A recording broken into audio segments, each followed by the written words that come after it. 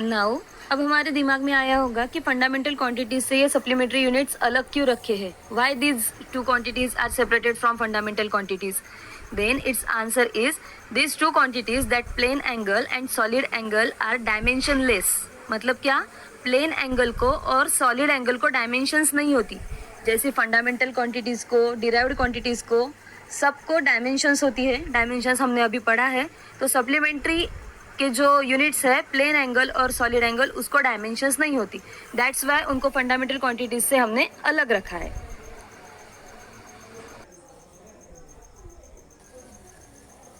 Now let us see the next physical quantity, which is this.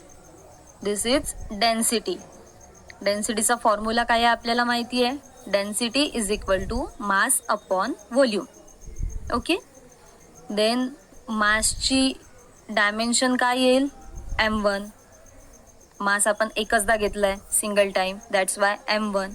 And upon volume, that's why denominator मध्ये मी काय केलंय, l cube. Right.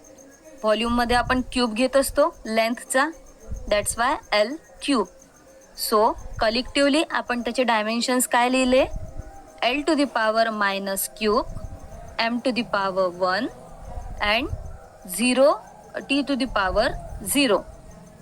l to the power minus 3 का बरं केला, l to the power minus 3 याच्यासाठी केला कारण की l क्यूब आहे, तो डिनॉमिनेटर मध्ये आहे आणि डिनॉमिनेटर मधली टर्म आपण न्यूमरेटर मध्ये घेतली आहे.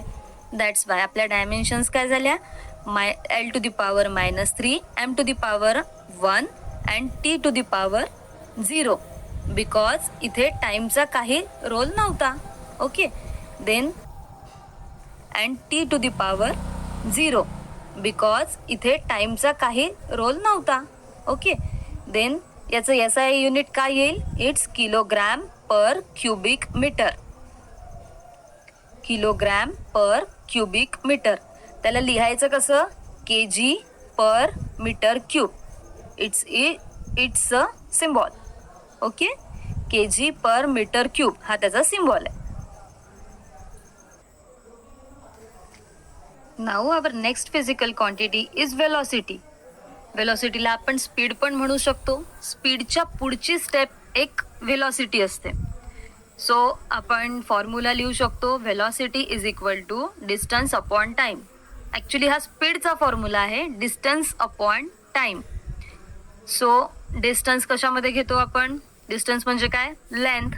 That's why l to the power 1 and डिनॉमिनेटरमध्ये टाइम आहे, that's why t to the power 1.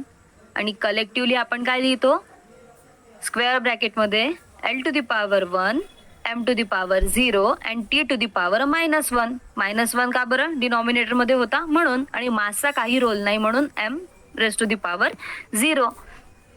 त्यानंतर त्याचं SI युनिट काय येईल, metre per second. SI unit काय येईल त्याचं, metre per second and which is denoted by m/s, that is metre per second. Okay. Next वाली फिजिकल क्वांटिटी कौन सी है, एक्सेलरेशन. एक्सेलरेशन का फॉर्मूला क्या है, वेलोसिटी अपॉन टाइम. वेलोसिटी के बारे में अभी हमने देखा. वेलोसिटी के डायमेंशंस क्या आएंगे, l to the power 1, m to the power 0 and t to the power minus 1. ये मैंने वेलोसिटी में बताया था कैसे आया तो. और एक्सेलरेशन का फॉर्मूला क्या है, velocity upon time. That's why denominator में आया 10 टू द पावर 1. अब इसको हमें कलेक्टिवली लिखना है. तो डिनोमिनेटर में l तो है नहीं, तो l जैसे का वैसे लिखेंगे, l to the power 1. m भी नहीं है और m का कुछ रोल भी नहीं है, that's why m to the power 0 और t to the power minus 2 लिखा. अब माइनस 2 क्यों लिखा, ऊपर माइनस 1 ऑलरेडी है और नीचे वाला t raise to the power 1 हमें न्यूमरेटर में लेके जाना है. राइट. डिनोमिनेटर का हमें न्यूमरेटर में लेके जाना है. अब t to the power minus 1 और ये नीचे वाला t to the power minus 1, उसको हम कलेक्टिवली लिख सकते हैं t to the power minus 2. So उसकी डायमेंशंस क्या हुई, उसके डायमेंशंस हम स्क्वायर ब्रैकेट में लिखेंगे, l to the power 1, m to the power 0 and t to the power minus 2. उसका ऐसा यूनिट आएगा metre per square second. Metre per square second. उसको डिनोट किससे करते हैं, m/s²। अब ये इसका यूनिट ऐसा क्यों आया, जो इसका फॉर्मूला है हमारे पास और डायमेंशन है, डायमेंशन में क्या है, L1 लिखा है, राइट। L1 मतलब लेंथ, और लेंथ का यूनिट क्या है, मीटर। m⁻0 मतलब मास का कुछ काम है नहीं, एंड t⁻⁻², t मतलब टाइम, राइट। सो t का टाइम का यूनिट क्या हुआ, सेकंड, और यहाँ टाइम का स्क्वायर है, दैट्स वाई हमने सेकंड का भी स्क्वायर किया। और t⁻⁻² लिखा है ना, तो ये -2 नहीं लिखेंगे, हम s² लिखेंगे, क्योंकि ऑलरेडी हमने इसको डिनोमिनेटर में लिखा है। Okay, clear.